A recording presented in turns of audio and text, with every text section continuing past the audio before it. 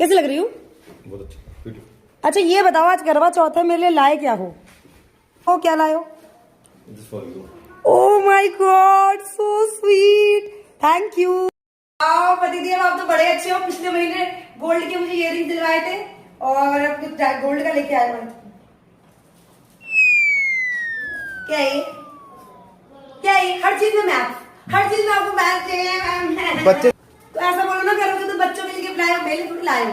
लो बच्चों, आज के दिन तुम पहन लो गले में, इसके बाद में बच्चे पहन लेंगे। तो प्यारी बहनों, किसी से भी शादी कर लेना, एक मैथ पर्सन से शादी कभी मत करना। आपको हर चीज में ना मैथ मैथ मैथ मैथ पढ़ा के ना दिमाग खराब कर दिया जाएगा। ये देखो और क्या लाए मैम, कौन ये सब देता है?